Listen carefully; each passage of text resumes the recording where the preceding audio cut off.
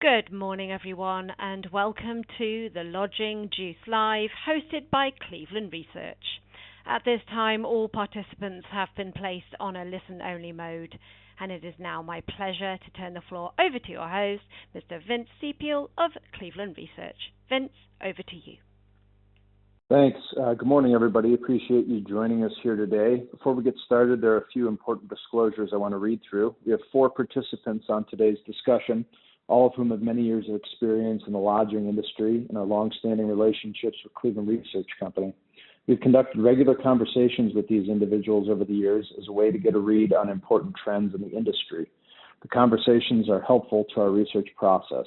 It's important to note that the views expressed by the participants are their own, and the participants are not being paid in any capacity to participate in today's call. All the topics for the call have been approved by our compliance team, and the intended discussion will not contain any material non-public information. Lastly, today's call follows our note that was published Wednesday, July 17th, and all the questions for today's discussion are tied to such. So, with all that out of the way, excited to be joined here this morning by Will, David, Evan, and Zach. Welcome to all of you, and thanks for being here. Thanks for having us. Good morning. Thank you. So before we dive into questions, I want to quickly provide the audience with some background on the speakers for context and give a brief outline where our conversation's headed. David has extensive experience in real estate and is the principal of one of the leading hospitality financing platforms in the U.S. Evan is co-founder of a leading hospitality valuation and advisory firm.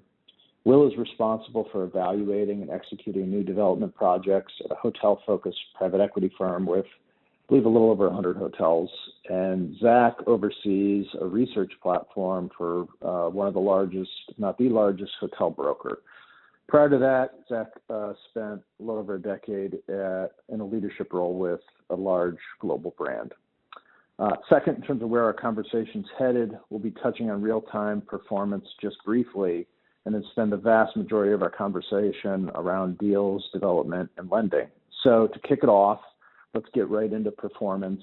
Will, I want to get your take here.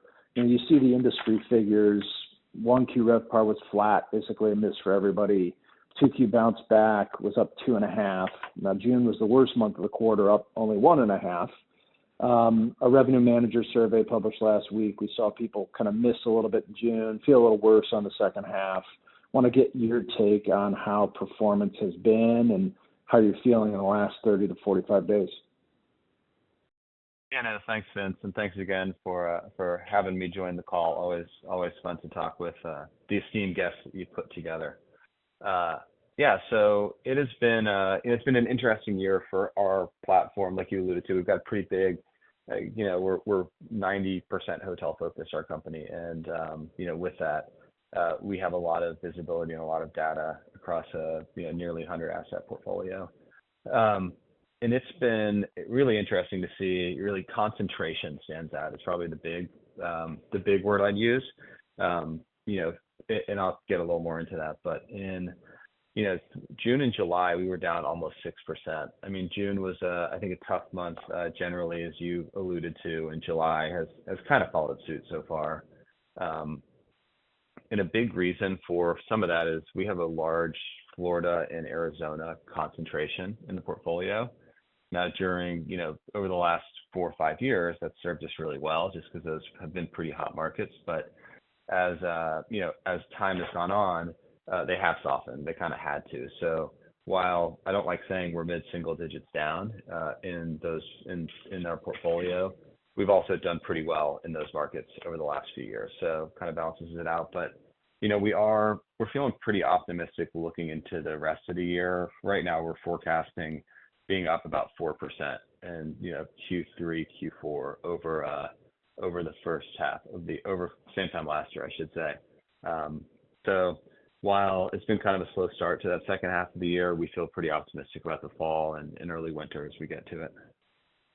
What, in your mind, changes kind of the trajectory in the year-over-year figures? Is it just easier compares? Are you seeing bookings pick up? How would you kind of characterize what underlies that forecast?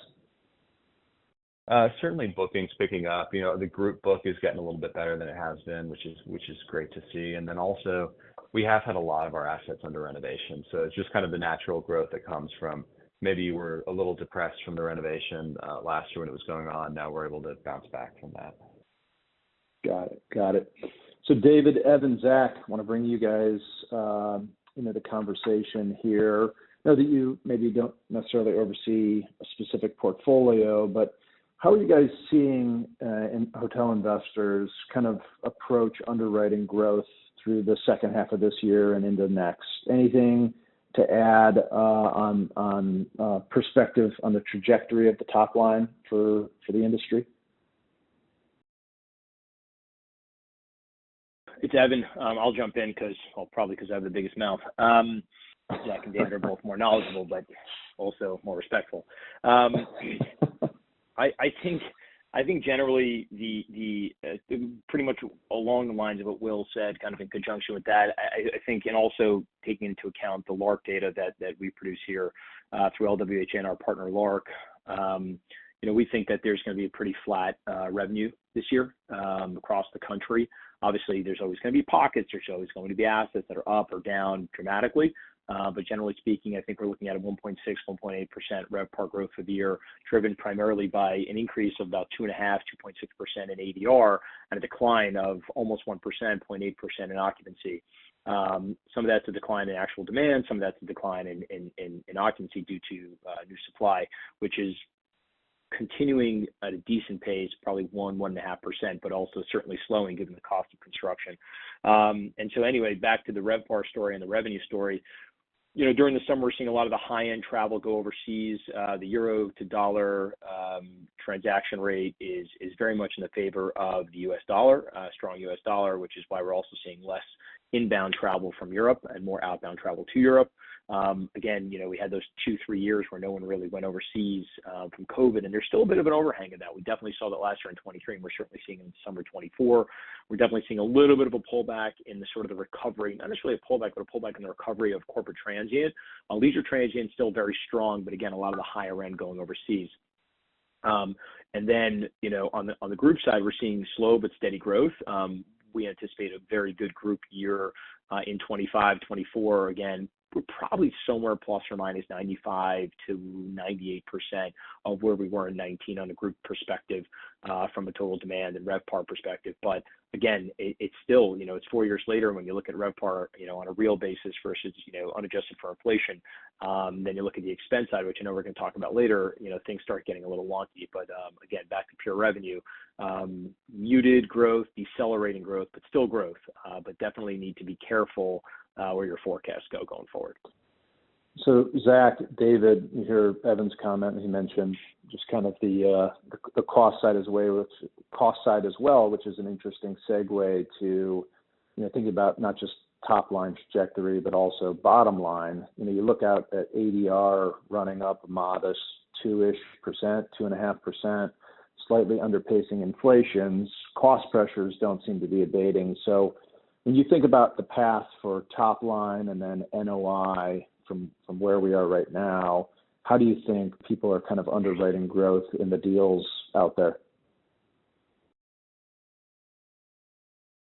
I mean, this is David. We're primarily on the credit side, so I'll speak to that. I mean, for lenders, every time there's a decline in revenue, everyone kind of over extrapolates a trend and gets a little more cautious in underwriting. And so the first quarter miss was definitely kind of a hit to lender optimism on just kind of the sustained recovery and stability of the sector. And that, combined with increasing and, expense pressures, namely insurance, which is we're seeing, huge kind of growth depending on kind of property location and loss history. I mean, some of the expense numbers have just gotten kind of astronomical and kind of choking off cash flow, and even as, there is top line growth. So I think, those pressures are definitely on the radars of most lenders and are just adding to conservatism and underwriting new deals. Makes sense. Zach, anything to add to how folks are approaching underwriting growth? Yeah, I mean, I think a lot of the same sentiment that David just mentioned, and similarly for Evan as well, right? I mean, if ADR growth continues to be somewhat modest, and in some markets, seeing even less growth than that, we all know what's happening on the expense side. I think NOI pressures are real. You see what's happening with labor, and we also know there's some rather large union renegotiations upcoming, particularly New York City as an example. So I think there's some definite challenges there. I think what we're seeing on the flip side is hotels being a little bit more creative, right? One thing that we've seen kind of early in COVID or throughout the recovery is that, hotel guests spend a little bit more when they're on property. Again, obviously resorts benefit a little bit more than that than maybe urban properties, but there are still some opportunities to better monetize. And with the return of group travel, I think Evan mentioned, roughly around 98% recovered, which is broadly what we see as well. It helps drive some ancillary revenue, whether it's through, banquets and catering, which, as we all know, is highly profitable. So I think hotels have to be a little bit more creative with the ways in which they generate revenue, and maybe look to generate more profitable revenue, because again, those expenses aren't going anywhere. David mentioned insurance, which is obviously significant, property taxes, labor, and then everything in between. So again, I think for us, we're really seeing the hotels that are most successful are the ones that are more creative when it comes to generating that more profitable revenue. Yeah, and it seems like with less deal flow, there's been more focus on asset management and just trying to get more efficient in any way possible. So Zach, why don't you keep going and talk to us about big picture, what you're seeing in deal flow for this year. I know that last year it was, I think, $24 billion in hotel sales value, down from over $50 billion in 2022, and it was kind of a large year, but you still had, I think, close to $40 billion in 2019. So certainly suppressed versus historical levels. How is the deal flow looking through the first half of 24, and what do you think the opportunity is in the next 6 to 12 months? Yeah, I mean, I think unfortunately the first half of 24 has been sort of more of the same as we saw in 23, which is somewhat limited. Preliminarily, we finished the first half of the year, I think, around $9 billion in total sales, which is down, give or take around 25% versus last year, and about 25% versus 19. On the plus side, though, there have been some green shoots. Again, we're coming at a pretty low basis, but from Q1 of this year to Q2, volume increased, almost 35%. It was really characterized by some emergence in larger transactions. We all know about the Arizona Biltmore trade earlier in the quarter, Host's acquisition of the One and Embassy in Nashville. We had Sunstone's acquisition of the Hyatt Regency in San Antonio. These are all relatively large transactions, 200 million plus. Still nowhere close to the significant number of large transactions that we had, in 2021, 2022, and pre-COVID, but starting to see some of these materialize. Again, still far away from, the large portfolio deals that have characterized prior years, or even the even larger single asset trades. But we're starting to see some movement, which is encouraging. I think you also have to look at what's really driving sales outside of these big transactions. I think a lot of it has to go to, the debt markets. We're seeing just much smaller deals, right? We still had over 300 individual transactions the first half of the year, but they're, the average deal size is sub 25 million, which translates to limited liquidity. So I think, investors and lenders are still favoring these smaller deals. I think what we'll see over the balance of this year and really into next year is, some real acceleration in larger transactions. As investors are hopefully now are getting comfortable with higher for longer interest rates, and sort of the operating environment that we're in, and that will ultimately spur, finally this pressure that we've been talking about a lot, and broadly the industry's been talking about, whether it's loan maturities, deferred CapEx and PIPs, or private equity fund life expirations. I think we'll finally start to see these work the system and really see some meaningful acceleration, likely the back half of this year, but even more importantly, the first half of next year. Interesting take there, and thanks for quantifying a lot of that. David, Evan, Will, anything to add to what you guys are seeing? Similar or different from what Zach just described? Add some more detail and maybe talk, what's going on, who's buying, who's selling, who's best positioned here. Any thoughts? It's Evan. I'll jump in again. Why not, right? That was Zach, by the way. That was excellent. Really, really good recap. So I think most of you guys probably are aware that LW produces called major sales list for each quarter. Usually sales over $10 million single asset transaction, non-portfolio. And so in Q2 of 24, essentially we've looked at about $4 billion in sales versus $3.1 billion in sale in Q1. In Q2 of 23. So up about $900 million in total dollar volume. Also, the total number of sales also growing in Q2 of 24 versus Q2 of 23. So a decent growth over there. I think to piggyback on a few points that Zach made, and then maybe a little bit of a differential, a piggyback in that I do see increasing volume both this year and into 25, mostly what I call involuntary transactions. That could be a distressed seller, distressed asset. And when I say distressed, it doesn't necessarily mean like it's falling apart and it's underwater. It could be the loan maturity aspect, the CapEx aspect. But quite honestly, we're not really seeing folks go into sale mode or transaction mode over the CapEx side. That seems to be able to be figured out either through debt or pref equity or some kind of recapitalization. Really, the loan maturity side of it is really where we're seeing a bigger push towards what I'll call the involuntary transaction. I want to hold this asset, but I just simply can't because my debt, is at 65 million of my assets now worth 75 versus the 100 when I originally refinanced this asset, call it 5, 7, or even 10 years ago. I also generally see sort of the barbell sides of things. I think Zach mentioned large single asset transactions. We're definitely not seeing portfolio transactions yet. In fact, most of the owners and operators that we speak to that would have liked to transact on a portfolio and may have transacted on a portfolio 3, 4, and 5 years ago, today are taking their portfolios into 10, 20, 30, 50 assets, and they're breaking it up either into smaller portfolios of sort of 7 or 5 and under, or even onesie twosies here and there, just to kind of repatriate that capital. So the idea of selling larger portfolios today, again, anything really above 20, 25 assets is really, there doesn't seem to be a lot of capital for that, and there doesn't seem to be a lot of interest for that, either in the lending or in the transactional markets. But we are seeing sort of the barbell sides of the equation of transacting, the high dollar single assets, like, again, forgive me if I repeat a few of them, but like Turtle Bay in Hawaii, where Host is the buyer and Blackstone was the seller.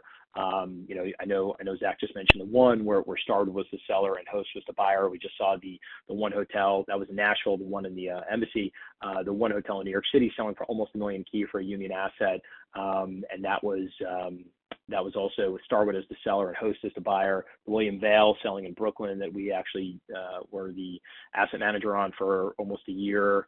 177 million, largest price per key ever for a hotel in Brooklyn. Obviously, there's a commercial and office component there, but again, EO's private equity hotel focused buyer there, and the seller was more of like Israeli bondholders and sort of like a bankruptcy auction style. But again, just showing the relative liquidity both on the debt and the equity side, as well as the desire for the larger single asset transactions, and sort of looking at Forever Real Estate. I mean, if you look at some of the investor notes on the sale of Turtle Bay, I mean, it was basically like a 5.3 cap on 24 projected when you think about it. I know there's a lot of different components there, land, et cetera, but and also Ritz-Carlton and conversion to Ritz-Carlton and the potential for there to have been key money as part of that transaction. But again, just sort of looking at things on its face, and obviously you have to dig down on every single transaction, it's a pretty robust price on the higher end. And then we're also seeing the lower end transact, right? The Extend Stay America here, the Fairfield in there, the Hampton there, et cetera, right? You're seeing that there's credit union, SBA, local lender debt, and even some, smaller, maybe CMBS debt for the smaller transactions, sort of sub $20 million, certainly sub $10 million, where personal guarantees go a long way from that buying and selling community. So again, seeing the barbell where the high end stuff's happening, the low end stuff's happening. So that's a helpful overview, Evan. Maybe Will and David, you can weigh in. Evan talked a little about like what's working, what's selling. Like maybe you guys can weigh in. What is suppressing deal flow right now? What's happening in that $50 to $100 million asset zone, and what's kind of the hold up to more deals occurring? I think this is David. I think the major challenge at the moment, I think, on the buy side is how do you make money, right?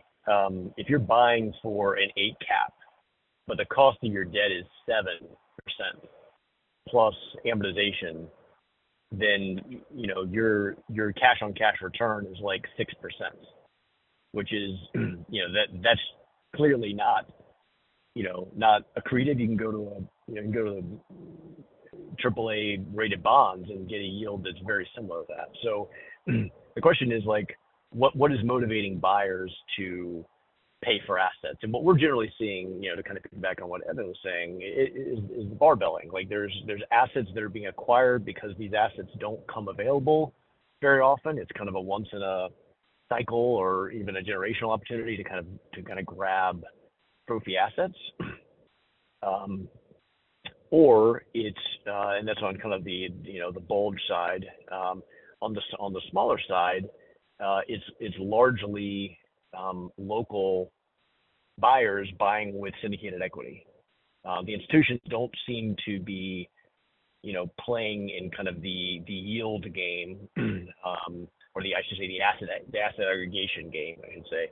And so, the stuff that's selling are to, guys that see an asset come available in their markets and they've got some high net worth investors behind them and they pick it off. And those are generally, kind of owner operators buying smaller, more local, limited select service assets. So that's and those guys can largely get liquidity from local banks, local community banks, credit unions are where a lot of the kind of local credit is coming from. The bank credit is coming from. The regional banks have pulled back sharply. And so, to your question, like what's happening in this $50 to $100 million gap space in terms of transaction size, and that's the gap that's generally been serviced by regional national banks who are much less interested in doing hospitality lending or just lending in general than they have been in the past. When it comes to institutions, there's a very interesting opportunity right now on the credit side of the market, where there's a kind of explosion of debt funds that they're going to banks and getting lines of credit at 65 to 75% advance rate, and then lending, putting in 25 to 35% equity, and then lending that money versus buying equity and taking equity risk. They're lending at 65 to 70% loan to value, and after the benefit of their leverage, they're making 16 to 20% yields, and that's super attractive when you consider the risks of owning equity right now and all the uncertainties about where cap rates are headed and even where asset performance is headed.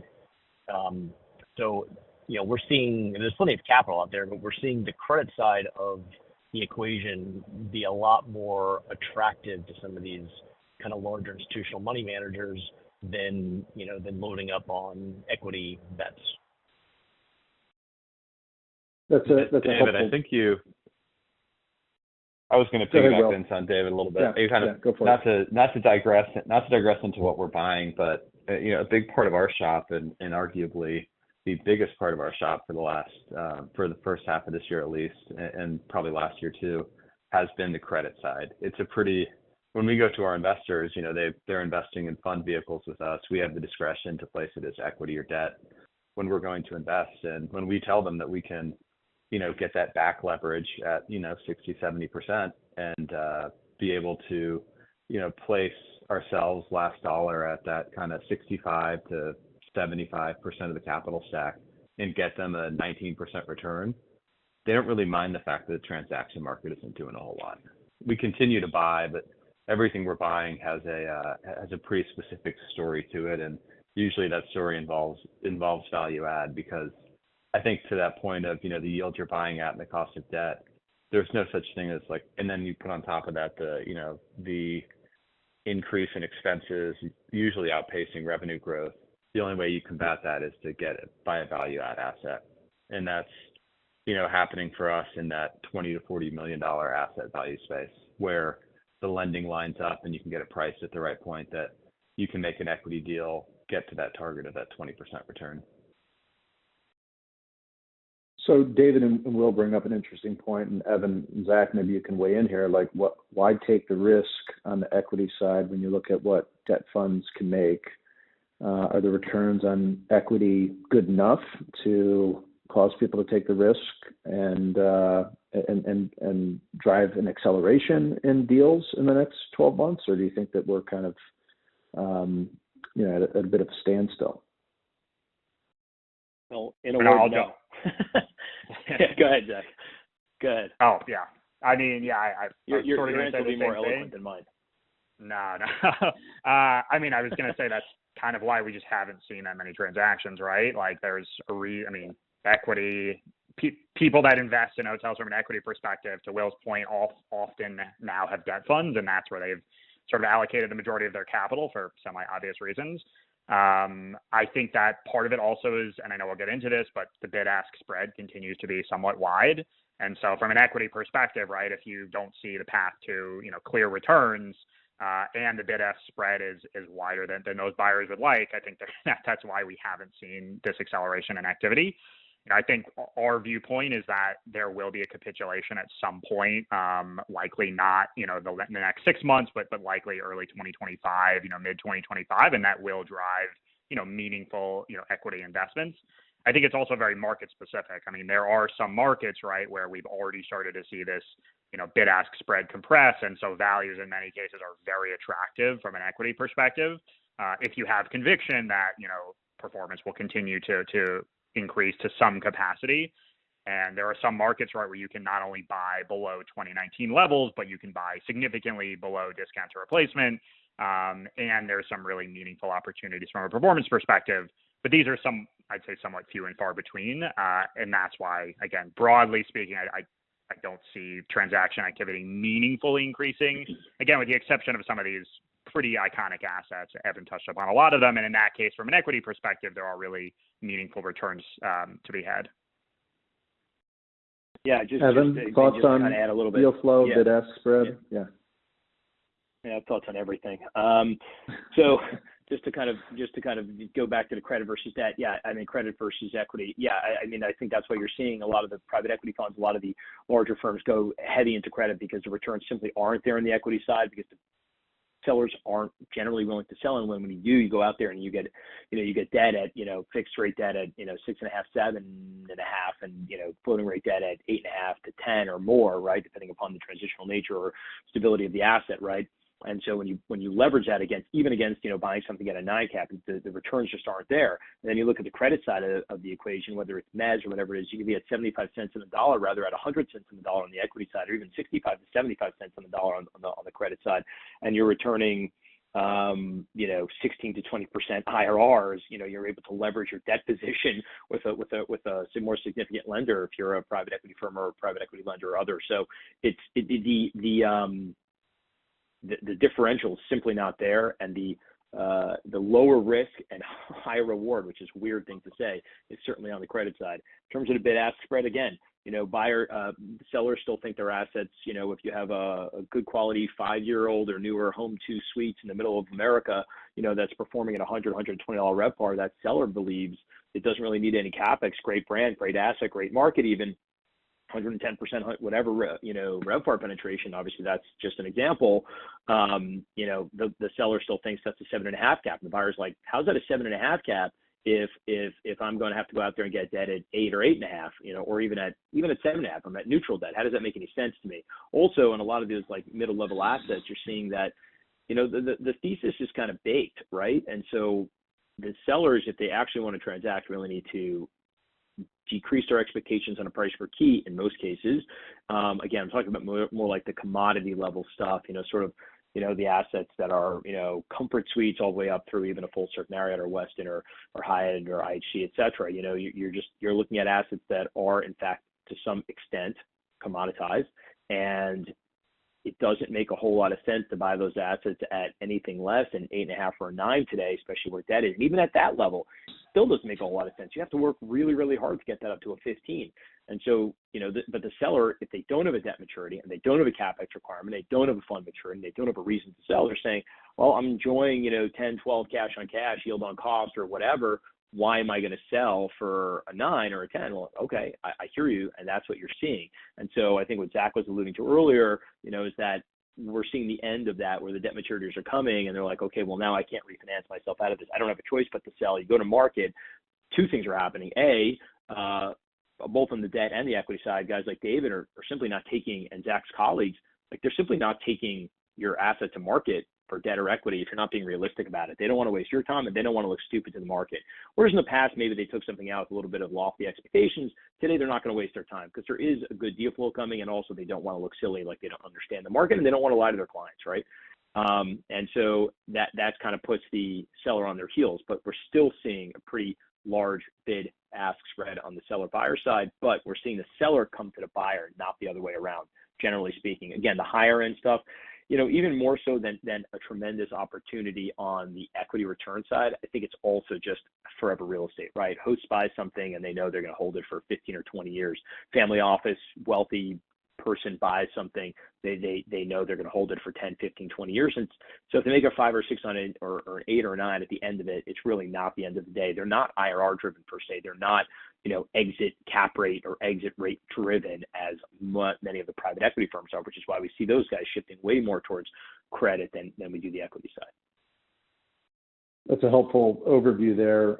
David, maybe this conversation has been very hotel focused, but I always appreciate your bigger picture perspective on real estate in general. Like, how do you think hotel market has digested this move in rates relative to the other asset classes? And do you think that, when it's all said and done, how is hotels' desirability relative to other places if we accept a higher for longer interest rate environment?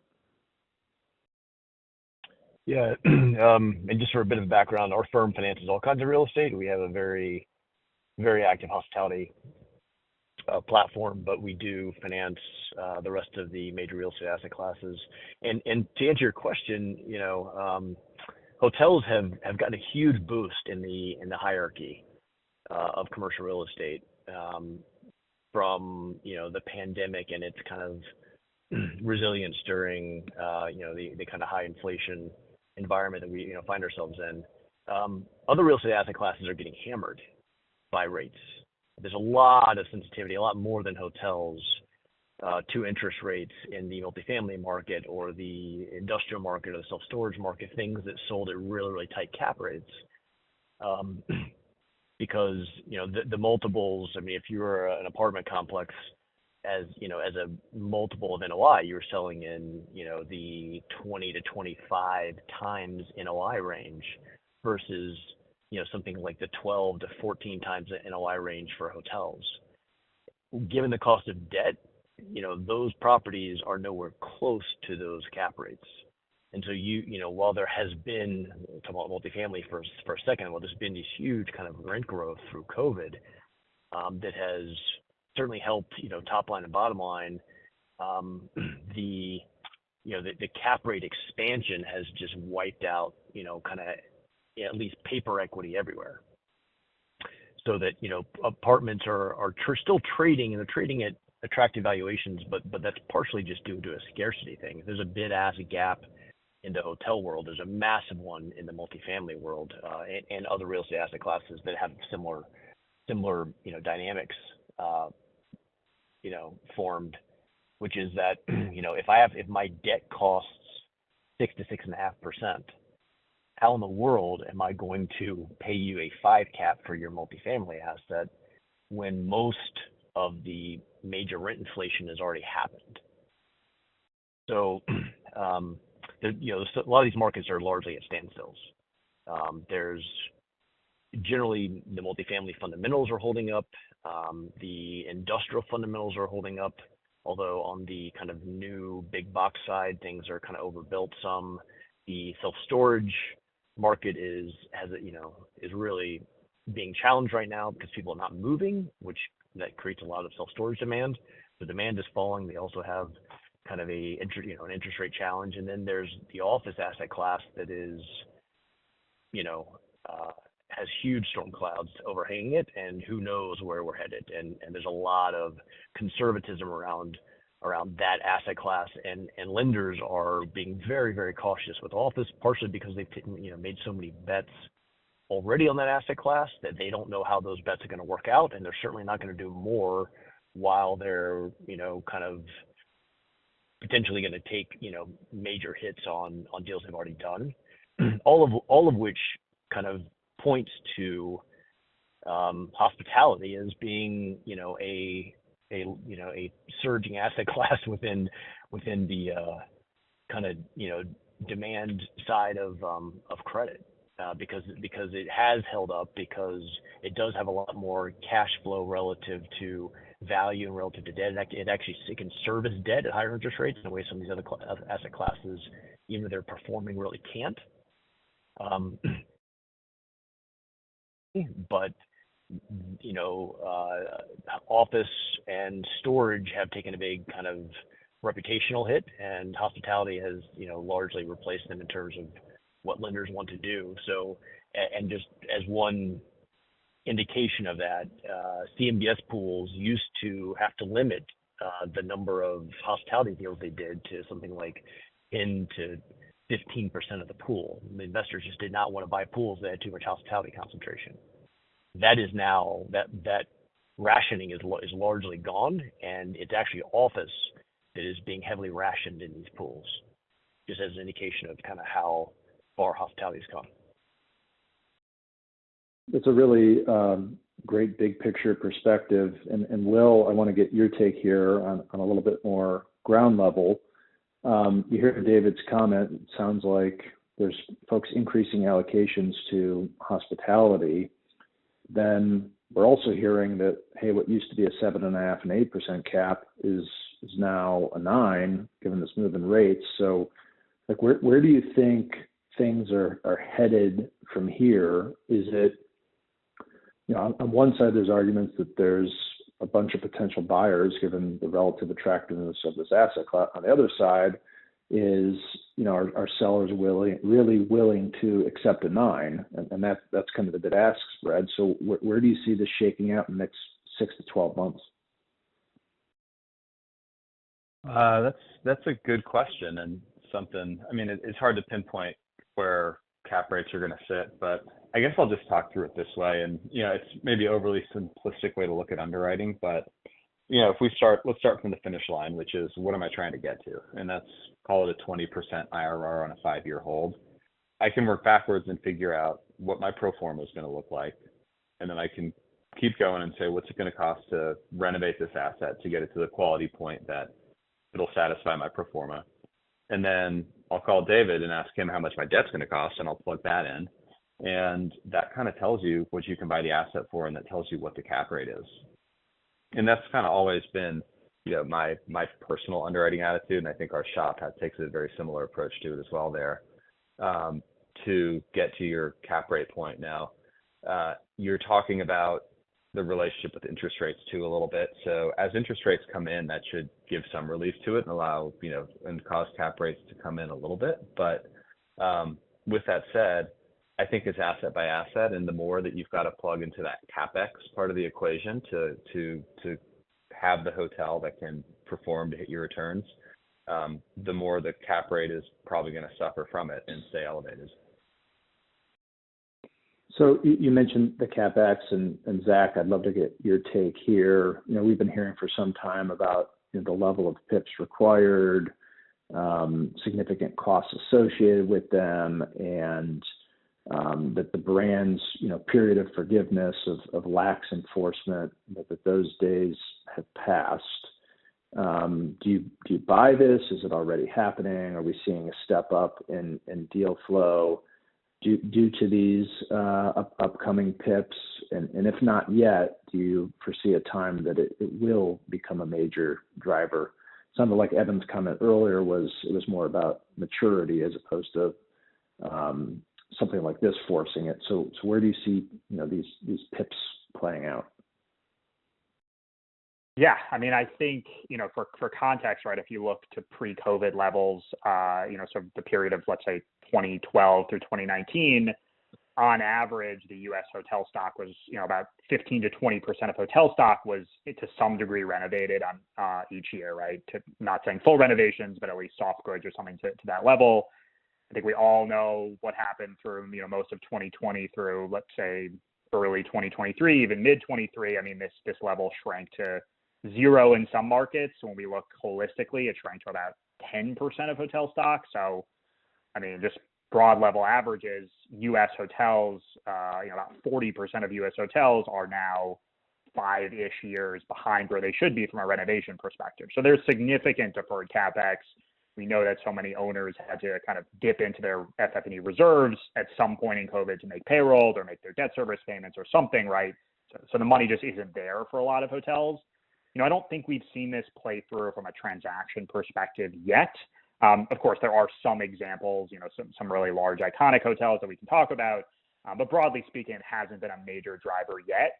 It has definitely been a pretty large driver from a conversion perspective. And I think this is something we're seeing now that is pretty unique, not just from the post-COVID era, but even if we compare pre-COVID, in that brands are really starting to put their balance sheets to work. We see it from an M&A perspective. Obviously, there's been a number of relatively large or at least noteworthy transactions recently. But those aside, we've seen brands really come to the table from a key money perspective in an effort to kind of force a PIP or kind of incentivize the new buyer to make that PIP happen, and in return create transition to a new brand. Evan, of course, mentioned Turtle Bay and that becoming a Ritz-Carlton. We've seen a number of examples of this across the board where, again, the major C Corps have come in and used their balance sheets as a way to kind of mitigate the PIP requirement and then create a conversion. If you look globally, last year, there were more conversions than ever before, particularly here in the U.S. and also in Europe, where we have a similar sort of dynamic. We haven't really seen this, again, to your question, manifest in terms of transaction activity. I do think we will. Again, this goes back to the bid-ask gap, right? I mean, we're not just talking about a bid-ask gap from just a dollars to dollars real estate perspective. Then there's also, you add in the PIP requirement, which in some cases, in some hotels' cases, a material impact. And so I think this is part of the capitulation that needs to happen in order for deal flow to pick up. I will say on the flip side of that, we are seeing more and more well-capitalized investors, more and more funds really dedicate a big portion of their capital to these types of hotels that have been, for lack of a better term, unloved for the last 3 or 4 years, hotels that are in markets that there is conviction or there is opportunity for performance growth, but the hotel itself just hasn't performed well. And so I think we see some, pretty large institutional PE groups dedicate more and more funds to these types of hotels, recognizing there is going to be a PIP requirement, there is a renovation, but therefore there is more upside from a performance perspective. And therefore, from a return perspective, again, going back to our conversation on equity versus debt, there actually is that equity return. But again, it hasn't really started to play through yet, but I do think we'll start to see that back half of this year and again into 2025. Will, Zach mentioned brands leaning in. What are you seeing on the key money side? Anybody more or less aggressive? Well, so we spend most of our time with Marriott and Hilton, so I guess I'll just give the context with that. And yeah, I think where brands are willing to help for sure. They need net unit growth. That's what drives their stock price, for right, wrong, or indifferent. But it historically has been that they're willing to put money on the table on the specific brands where they really want to see some growth. So just by example, like, Hilton is trying to grow brands like Tempo. They want to have that out in the headlines, and that's one that they're willing to put some money behind. Contrast that with, say, True, which has been very successful in its growth, that if you want to build a True in a market where it makes sense, they're probably going to expect you to just do it yourself. Maybe give you a little ramp, something like that as incentive. But it certainly seems that their focus is on their growth brands for sure. And I think the other part is, and it's Vince, I was talking with one of your colleagues about it last week, when you actually peel back the onion, you see these big numbers about how much key money and historic records of key money now that the brands are putting out. And they are tied to the Turtle Bays, to the Biltmores, those kind of places. Those are the deals that are getting really big checks written on them. That said, on every new construction project that we work on, we do go to the brand and we work with them and try to solve gaps. It's funny. I think every development deal has some sort of gap that you got to figure out, and whether it's getting a lender to help step up a little bit or getting the brand to lean into it, you're going somewhere asking for a little bit of support. But yeah, on the brand side with key money specifically, it's out there. Certainly they don't lead with it, but but we have seen them willing to play ball where they want to see that growth. Are they both willing to play more ball than they used to, and is one appearing more aggressive than the other? I think that they're certainly both coming to the table more than they used to. Hard to say, which side is more aggressive than the other. I do think, I think that, Marriott's been one that usually holds itself as kind of the gold standard. So sometimes maybe they can be a little more challenging, but frankly, it's kind of splitting hairs to put them against each other on it. Got it. So that was a helpful overview on the PIP side, the key money side. Evan and David, I was hoping that you could weigh in a bit on the financing environment today. I know that this conversation has touched on it briefly, but maybe to be more specific, what are the terms today versus maybe 6 months ago? Any loosening up in the credit world? And then talk to me specifically also about what's going on with regionals and what could unlock more deal flow in that 50 to 100 million zone. Well, I'll jump in first just because it's our core business. It's actually gotten more challenging in some respects in the last 6 months. We had the hiccup in the last year with inflation coming in a little hotter than expected and kind of tamping down expectations, pushing back expectations for rate decreases, and kind of that combined with a lot of lenders kind of being full on hospitality or getting full on hospitality, or tapping brakes just due to, if you're a bank, just kind of larger issues around regulation and kind of, declining net interest margins and all kinds of issues that banks are facing. We've generally found that it's harder to find kind of local community banks, regional lenders to do deals than it was even 6 months ago. And that being said, what we found is the larger institutional space has actually been growing in terms of demand for loans of all kinds, including hospitality. So that's the CMBS and insurance companies and bridge funds, a lot of the non-recourse capital, which has been helped by, the decline of benchmarks, which has made their capital a lot more digestible. It's also, there's a lot more proliferation of 5-year terms available from term lenders. Generally, when you went to CMBS or an insurance company lenders, you would get, the standard term is 10 years, and that's what you're kind of stuck with. But when rates are in the 7s or even 8s, no one wants to borrow for 10 years because, given prepayment penalty structures, yield maintenance or defeasance, you're basically stuck. And it gets worse as rates go down. So no one wanted to kind of get locked into these, high rates for that long. And so these lenders have innovated and they've come up with a kind of a 5-year product that is a lot more digestible for people who, believe rates are going to come down and there's, they can kind of absorb the pain of this type of financing and the higher rate for, only half the time. So,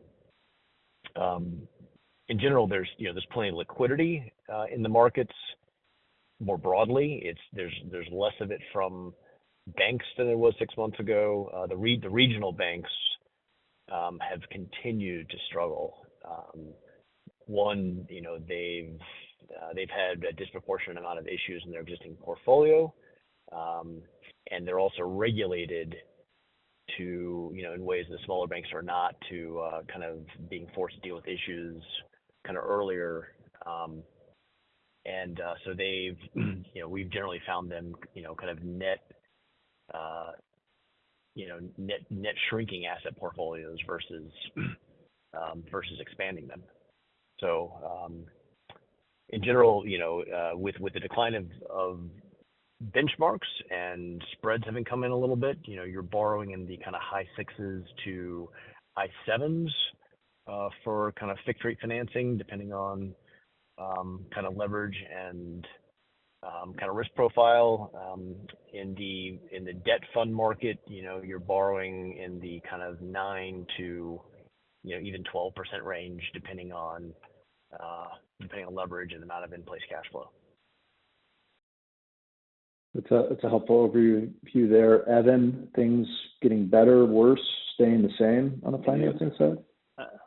I knew David going first was not a good idea for me. Too much knowledge. And normally I like to refute people.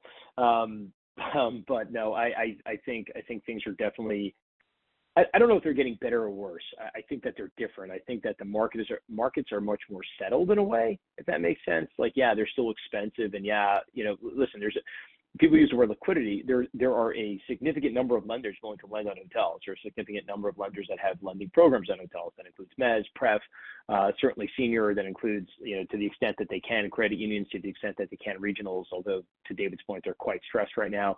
And the larger banks we're generally seeing are sort of a little bit not out, but have been pulling back on their direct lending, and they've been more like funding, the Acors, Blackstones, Starwoods of the world, or whatever other sort of large scale private lenders out there, and putting money out in that way, because it's more efficient for them from a regulatory perspective.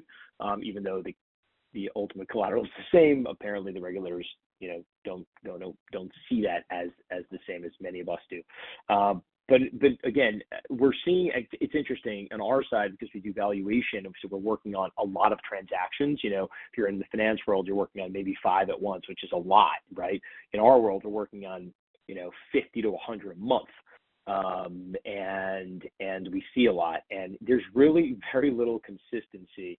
I was on the phone earlier today with a private lender, and he said, "Yeah, we're doing our second deal in the last month, which is pretty low for them." And then you're on the phone with the bank lender, and they're doing a portfolio of 25 assets on a refi, and then they're doing a bunch of large scale single assets, but the middle stuff is really not there. CMBS seems to be relatively efficient, particularly on SASBs, whether it's a portfolio refi or large single assets. That seems to definitely be the way to go, but again, relatively expensive. I think David said 9 to 12% on the floating rate debt. I mean, that's what we're seeing for sure. We're seeing 350 over SOFR, which is like 530, 540. And in terms of the fixed rate debt, yeah, you can get sub 7% 5-year CMBS. Also, definitely want to support David's point on that 5 versus 10, way more 5 versus 10 being applied for, just given that where the markets are today on a relatively expensive basis. But who knows when they're going to cut rates, right? I mean, does anyone really know if they're going to cut rates in August, September? Who knows? I certainly do not. And I think a lot of people have been wrong thus far in the last kind of 12 plus or so minus months. But yeah, I definitely think it's a difficult environment to obtain debt because of how stringent also the debt parameters are, right? So I was saying a moment ago, you can get sub 7% 5-year CMBS debt. The way to do that, spreads of call it 280 to 320 over Treasury, but the way to do that is to have a 12 or 13 debt yield. Well, that's pretty significant, right? I mean, how many assets actually have that? And if they do they want to lock in for 5-year CMBS? So again, it becomes sort of, what are you looking to do with your asset? What is your investment horizon and trajectory? And what's overall your plan for any particular asset in your overall portfolio? Are you buyers? Are you sellers? Are you holders, et cetera? And that's really will dictate kind of where you go for the capital. Capital's available. It's expensive, so your deal has to be really good. And you know what? Yes, overall, values are down. I mean, values are down, cap rates are up, cash flows are down. I know we haven't spoken about it yet, but we've only spoken about the revenue side, which is sort of trending to decelerating growth / flat, and when you start looking at the bottom line, that's where you definitely have some challenges upcoming in the next few months. Right. So let's put it all together and think 12 months from now, and I'll ask each of you this, it's a 2-part question. You can pick, A, for cap rates, higher, lower, the same 12 months from now. And then same question on values, higher, lower, or the same 12 months from now. Evan, we'll just keep going with you, and you don't have to add a bunch of color, but just if you digest it all, yeah. What's your best guess on 12 months from now? You think cap rates higher, lower, or the same? I think cap rates are between lower and the same than they are right now. Okay. And then mostly how about because values? I think that And value. Oh, I'll shut up. Yeah, I know we got to go in 3 minutes. And values, I think, are probably the same. Okay. Will, cap rates and values, higher or lower the same 12 months from now? Lower and the same. I agree with Evan. Yeah. Never Zach? happened before, to say.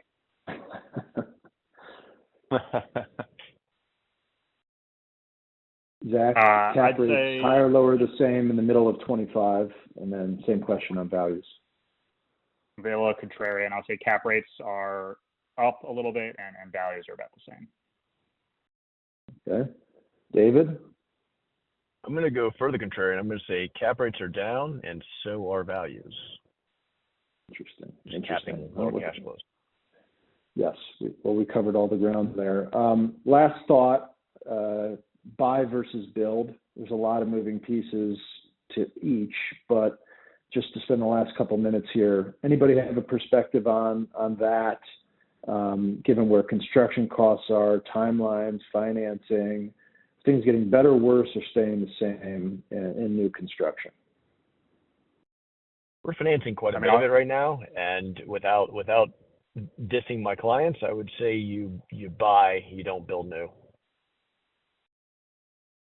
Yeah, I have to agree with that. I'd say with some exceptions, there are obviously some markets where you could build, but relatively buying is much more attractive, even if there's a relative significant PIP requirement. I generally agree. However, I think it depends. I think you build if you can build the lower tier Marriott, Hilton, Hyatt, IHG product, call it like the Studio Reses and the Hyatt Studios and LivSmart and that kind of stuff. Because if you can be all in, and we're hearing that you can be for $150, $160 a key, I think there's accretion in building those brand new. Otherwise, pretty much 90% of other, I would say you buy, not build. It's a whole lot cheaper to buy a 10-year-old residence in than it is to try to build one today in the burbs. That's for sure. But I do think there are certain urban areas where you can achieve density that makes it feasible to build and gives you a better product than a lot of that aging inventory that's just not trading. So occasionally build, but usually our acquisitions guys are looking at me like I'm crazy when they see my development costs in the suburbs. So the final question for all of you, same format. Let's just do deal flow and then new construction. So 12 months from now, is deal flow higher, lower, or the same? And then is new construction higher, lower, the same 12 months from now? Will, you can go first.